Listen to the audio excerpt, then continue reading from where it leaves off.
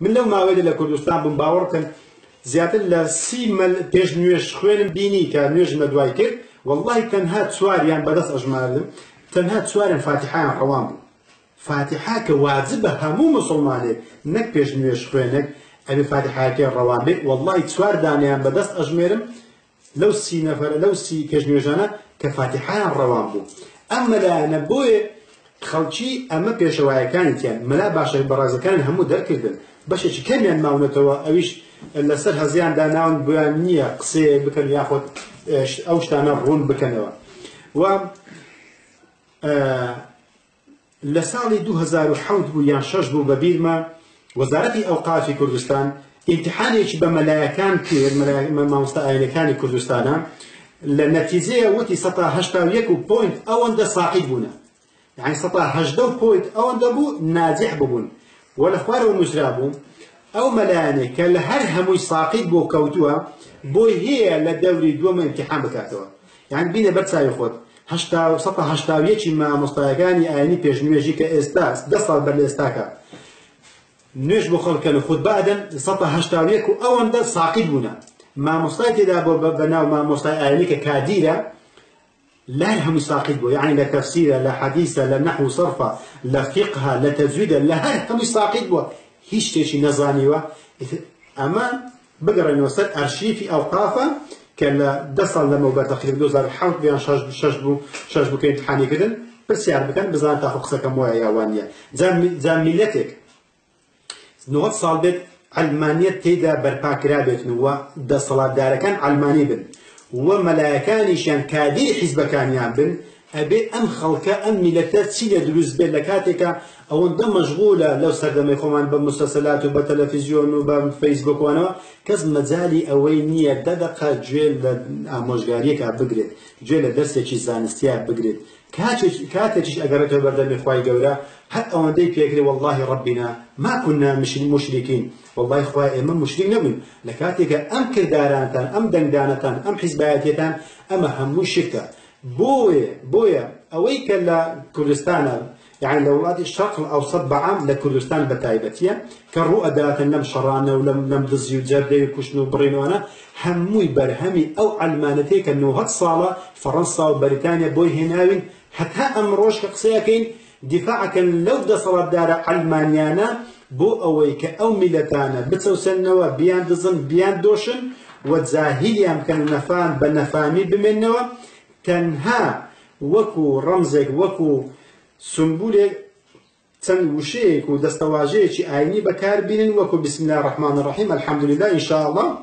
بتما إخوائي قوري أمشانا بلام لكردارة بيتواني شريعة إخوائي قوري أجلون تبارك وتعالى بو إخوائي قوري أفرمي وما يؤمن أكثرهم بالله إلا وهم مشركون زربة باورناهن إلا شرك شيبو أنزامدا يعني بس زور بيزوري خلق مشركة ولكن أكثر الناس لا يعلمون بو زور بيزوري خلق نفامة خوي يقول أفرمي ولكن أكثر الناس يجهلون بل زور بيزوري خلق جاهلة بو سوك نازن يعلمون ظاهرا من الحياة الدنيا وهم عن الآخرة هم غافلون اشتاق أظانا بدنيا بلان بو آخرته تواو خلشي جاهلة نفامة وكوتم تنها أو دستواجانا نبيتن بكار دينن أقرنا لكدار ولا خوشويستان أصلا بو سرديني إسلامية بويا وكوتم علمانية دو باشي كمان كومانيستية كفريش عشرة باشي دومين غير ملحدة باوري بخواهي بلان باوري بشريعتي خواهي قورانية وأوندش كتزيبتي أكلنا وخلقات ورده لخلشي أستانيتو أو بدا سالتواني بسي سالتواني أجر وكم مصطفى الكمال تواني بدا صالة أمانة زي بكادن أما باشا بويانو تواو إسلامتي دولاتان دا ناميتين بلام أجرتو سر أعزايتي أو سر كردا علمانيي كهيا سن توانيويتي صالان أي بيون سن توانيتي الشريعة لنا خلشيات بوشيني تو لنا وبا وسن توانيتي الديمقراطي زي بكاد بناوي خوان كأمان نعمتك أو دەستکەوتێکی مرۆڤایەتیە کە بەدەستی هێناوە بەوەی کە ئیسلامەتی شریعەتی ئیسلام هیچی پێ نییە بۆ مرۆڤایەتی بەڵکو دیموکراتیە ئەمە تاکە عیلاجی وڵاتەکان لە کاتێکە ئەزانی ئەم وڵاتانێک کە ئەرتێشی داژین بۆ نمونە ئەوروپا ئێمە وەکواڵێ بەدوای بۆنی کەباب کەوتین بەڵام کە چوین کەرداغکردن بوو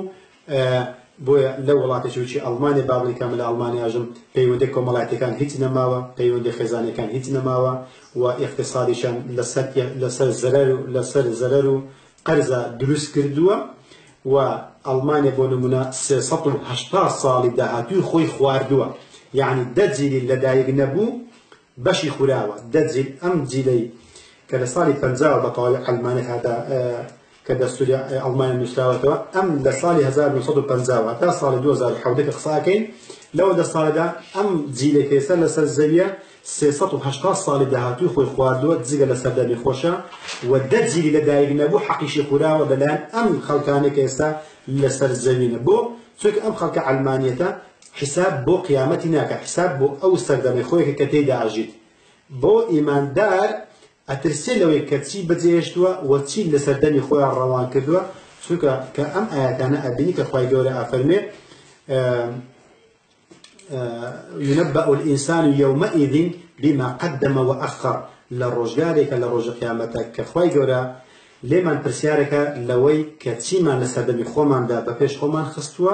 و تيمان لدواي مردني خومان دا بجيهشتوا اما زنگشي خطرناك بوي انسان ايمان دا قد شتگناك بوي كا زرر بخوي با لدواي خوشيا بگيني برام علمانيت امشتينيه بوي تزيكات طالانكات دروكات پار ارفيني خلق بوجيت اوانا انزامي نتيجه اما انزامي ام علماني كان بوی پیتان سیر نبی لاتان سیر نبی کاله فلان کس کرده رویش و دپاری دزی فلان کس کرده زلامی پیاوی کشتو صحفی کشتو روزنامه نوسی کشتو حسیزی من اما بلادی اصلی خویت یا